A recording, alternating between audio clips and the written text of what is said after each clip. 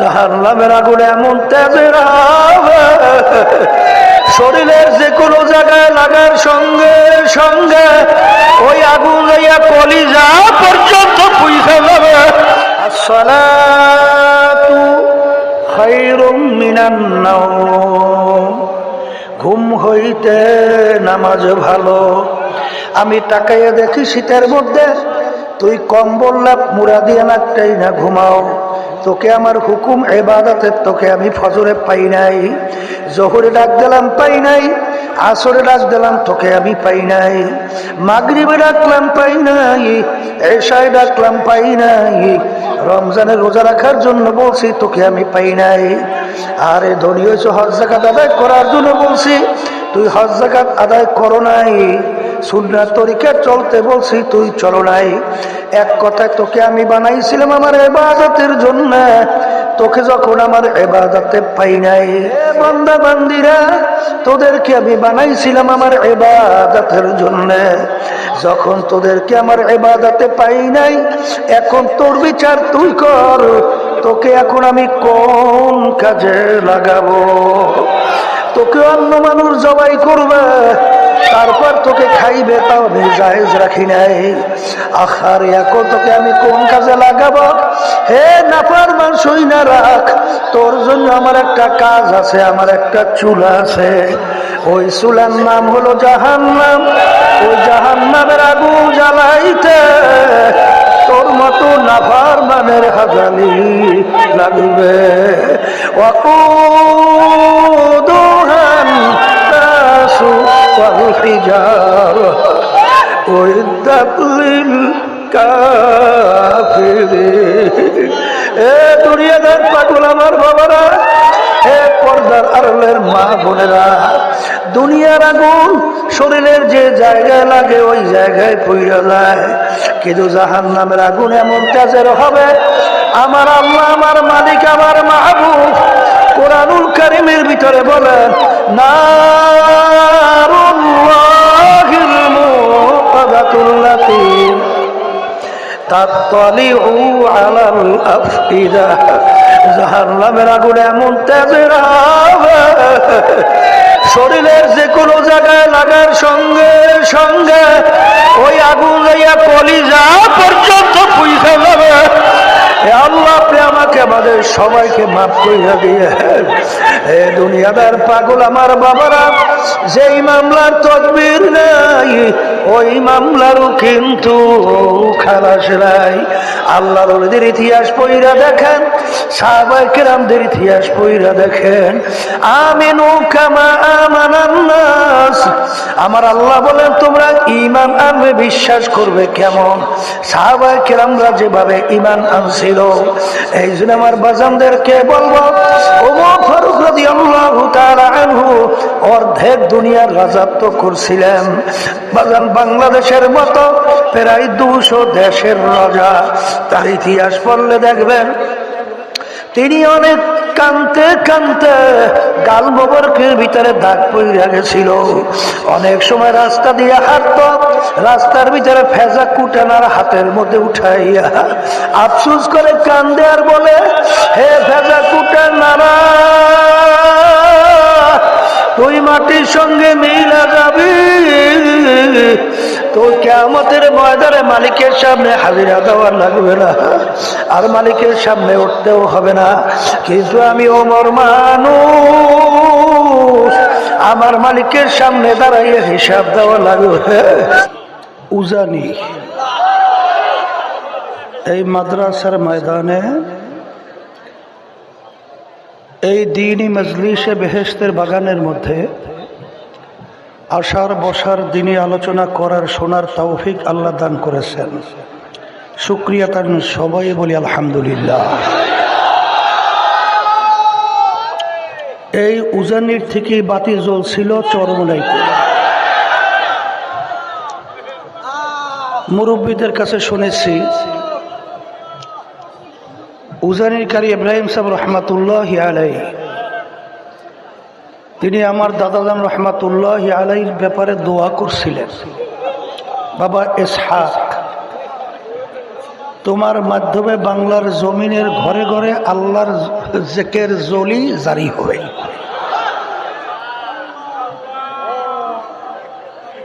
আল্লাহ রাব্বুল আলামিন তাদের মাধ্যমে আমরা এখন সারা দেশে ঘুরি, এমন জায়গা যেখানে ওই সময় কোনো যোগাযোগের ব্যবস্থাও ছিল না, কিন্তু সেখানে যাওয়ার পরেও শুনি এখানে মরহুম ইসহাক সাহেব রহমাতুল্লাহি আলাইহি তিনি এখানে এসে গেছিলেন। কিভাবে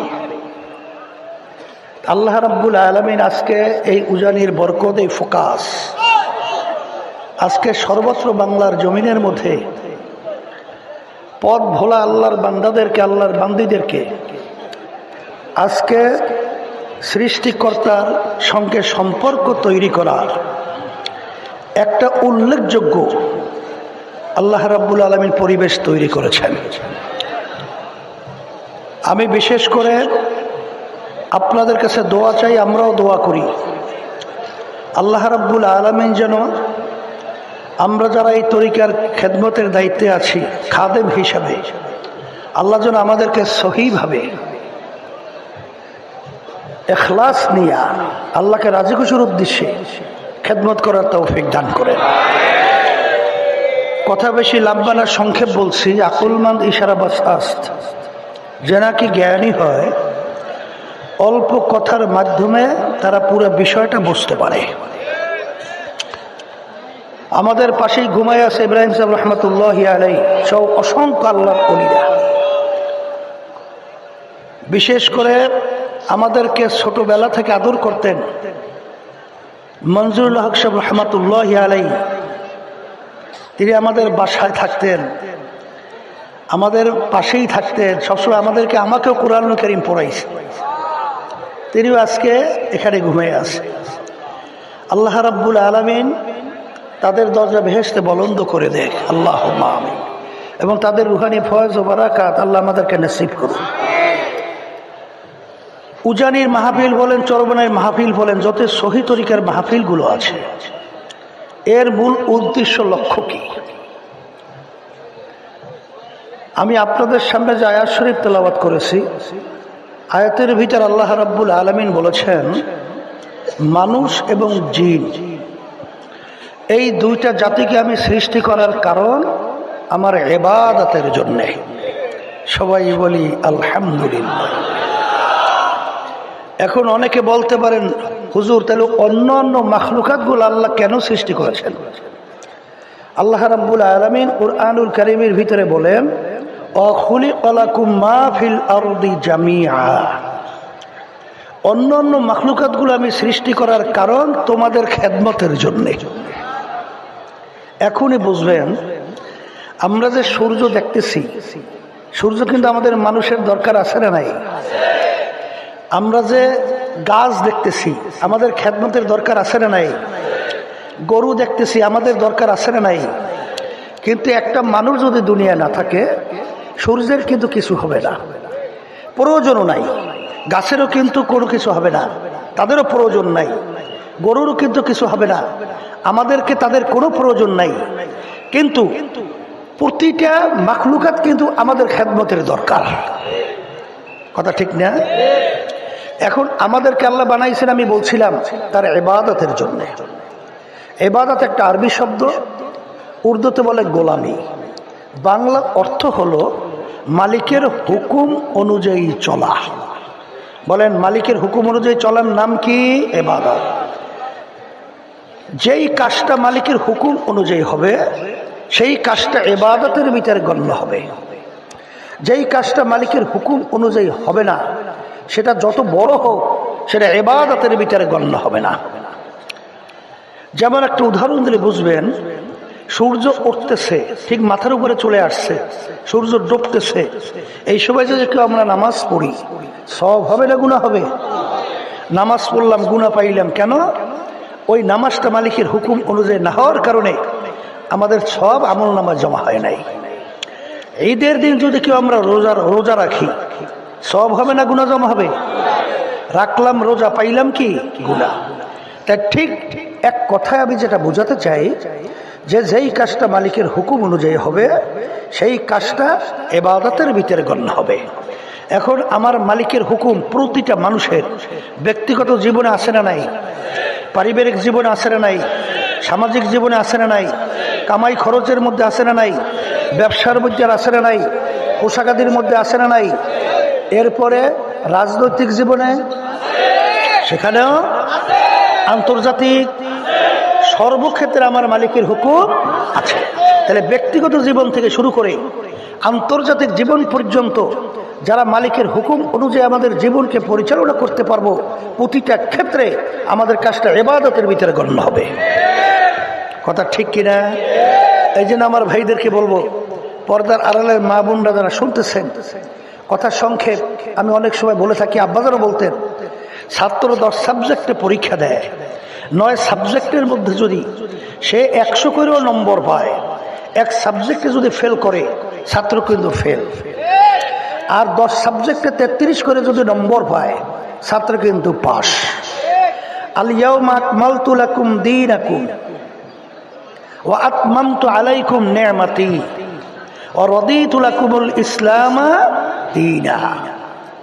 বিদায় হজের ভাষণ জাবালে রহমতের গোড়ায় আল্লাহর হাবিব সাল্লাল্লাহু আলাইহি ওয়াসাল্লাম তার বাহনের উপরে তিনি ঘোষণা করতেছিলেন এই আয়াত শরীফ তেলাওয়াত করে।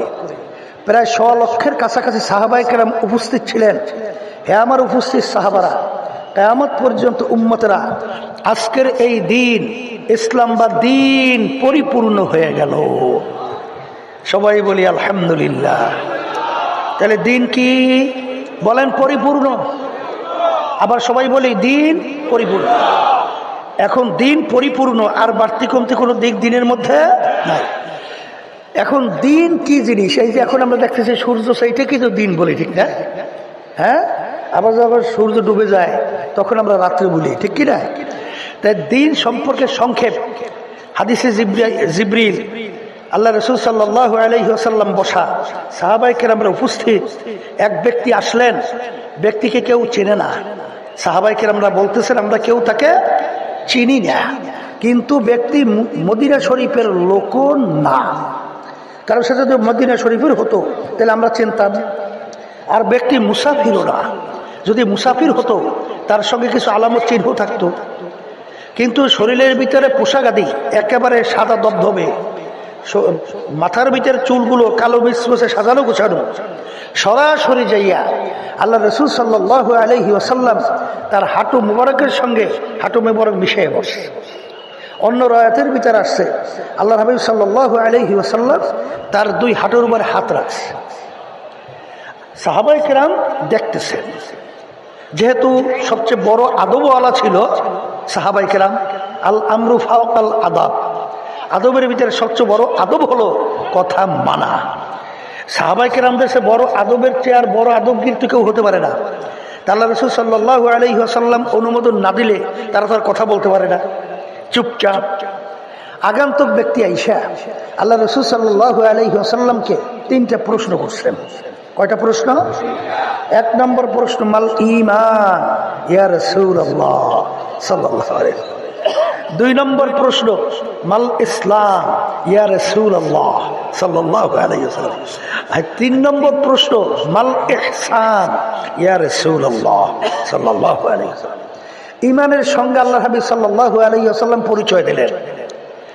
প্রশ্নকারী উত্তর দিতেছেন, সাদাকাতা ইয়া রাসূলুল্লাহ, আল্লাহ রাসূল সাল্লাল্লাহু আলাইহি ওয়াসাল্লাম ঠিকই বলছেন। দ্বিতীয়, মাল ইসলাম, আল্লাহ রাসূল সাল্লাল্লাহু আলাইহি ওয়াসাল্লাম সমস্ত আমলের কথা বলছেন, আপনি ঠিকই বলছেন। তৃতীয় প্রশ্ন, মাল ইহসান ইয়া রাসূলুল্লাহ, আনতা আবুদাল্লাহা কাআন্নাকা তারাহু ফাইন লাম তাকুন তারাহু ফাইন্নাহু ইয়ারাক। আল্লাহ রাসূল সাল্লাল্লাহু আলাইহি ওয়াসাল্লাম বললেন, এমনভাবে তোমরা আল্লাহর ইবাদত করো গোয়াকে মনে হয় জানো তোমরা আল্লাহকে দেখতেছ।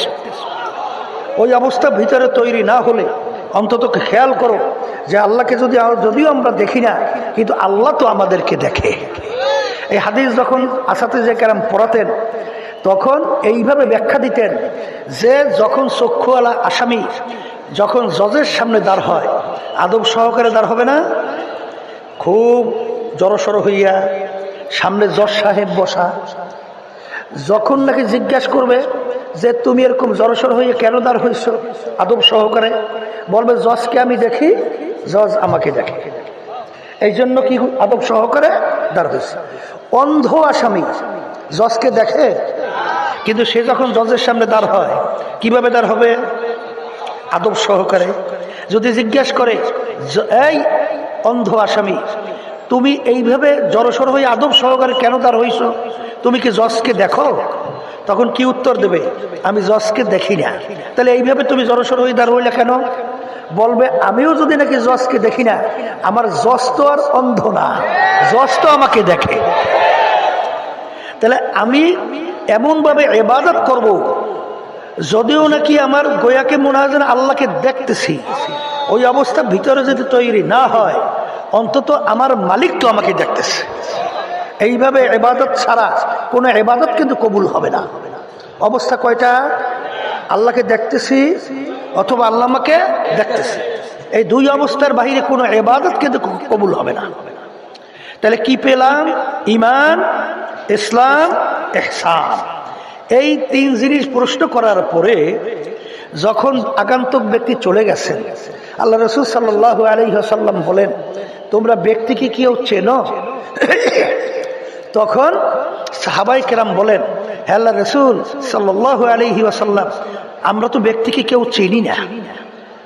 তখন আল্লাহ রাসূল সাল্লাল্লাহু আলাইহি ওয়াসাল্লাম বলেন জিবরাইলু আতাকুম লিউআল্লিমাকুম দীনাকুম, জিবরাইল আমিন আসছে তোমাদেরকে দ্বীন শিক্ষা দেওয়ার জন্য।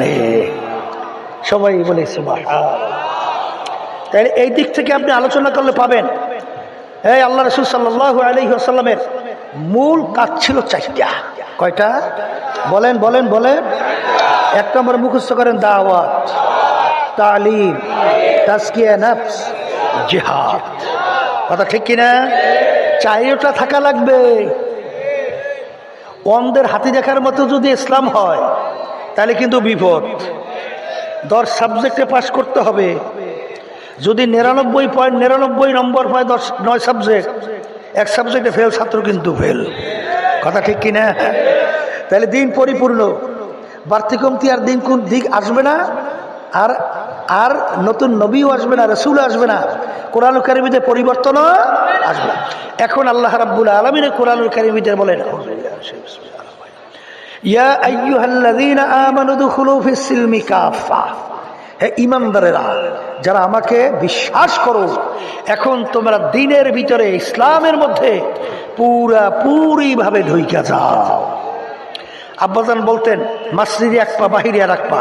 কেউ বলবে না লোকটা পুরা মসজিদে, কেউ বলবে না পুরা বাহিরে। 2 পা দিয়ে ঢুকবে, লোকটা পুরো ঢুকছে। 2 পা দিয়ে বের হবে, লোকটা পুরো বের হয়েছে। আর 2 পা, 1 পা বাহিরে 1 পা ভিতরে, মাঝামাঝি। কথা ঠিক? উদখুলু ফিস সিলমি কাফা, দ্বীনের ভিতরে পুরা ঢোকো। আব্দুল্লাহ ইবনে সালাম রাদিয়াল্লাহু তাআলা আনহু তার শানে এই আয়াত নাযিল হয়েছিলেন। তিনি প্রথম অবস্থায় ছিলেন ইহুদি ধর্মের মধ্যে, পরবর্তীতে মুসলমান হলো। ইহুদি ধর্মের ভিতর ধর্মীয় উটের গোশত খাওয়া ছিল ধর্মীয় হারাম, আর মুসলমান ধর্মের ভিতর উটের গোশত খাওয়া কি হালাল। আমরা মুসলমান ধর্মের ভিতর কুত্তার গোশত খাওয়া কি? তাহলে ধর্মীয় তাদের উটের গোশত খাওয়া হারাম, মুসলমান ধর্মে হালাল। তা আমরা যেটাকে হারাম জানি ওর প্রতি আমাদের ঘৃণা আছে না? কুত্তার গোশত কেউ খাইতে পারবেন? ঘৃণা আছে না নাই? তা তিনি মুসলমান হওয়ার পরে যখন উটের গোশত এখন হালাল, কিন্তু ঘৃণা তো যায় নাই, ঘৃণা যায় না। তখন তিনি অন্যান্য মুসলমানদেরকে বলতেছিলেন আমার মুসলমান ভাইরা, আমি যখন ইহুদি ধর্মের মধ্যে ছিলাম উটের গোশত ধর্মীয় হারাম ছিল, খাই নাই, প্রমাণ করে দেখাইছিলাম। এখন মুসলমান ধর্মের ভিতরে উটের গোশত খাওয়া হালাল, আমি ওটাকে হালাল জানি, যেহেতু কোনোদিন খাই নাই এই জন্য আমার খাইতে ঘৃণা লাগে, তোমরা খাও। হালাল কিন্তু জানছে, খাইতে কি বলেন? খাইতে কি? এতটুক শব্দের পরিপ্রেক্ষিতে আল্লাহ রাব্বুল আলামিন এই আয়াত নাযিল করেন।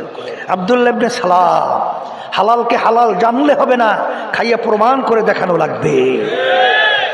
তাহলে এই মুসলমানিতে আমার দরবারে কোনো কাজ হবে না। আমরা এখানে বহুত মুসলমান আমার বাজানরা আছেন জীবনে কোনোদিন উটের গোশত খান নাই, আছে না নাই? এই জন্য কি আল্লাহ আমাদেরকে ধরবে? এই উটের গোশত না খাইয়ে কেন আসছো? ধরবে? তাই ধরবে না। তাহলে ব্যাপারটা কি? বলে ব্যাপার হলো যে উটের গোস্ত পাইও নাই খাইও নাই, পাইলে সারাসারি নাই, পাইলে সারাসারি নাই। অর্থাৎ আল্লাহর হালালের উপর ঘৃণা। বলেন আল্লাহর হালালের উপরে ঘৃণার কারণে এই আয়াত নাযিল হয়েছে। শুধু হালাল জানলে হবে না, খাইয়ে প্রমাণ করে দেখানো লাগবে।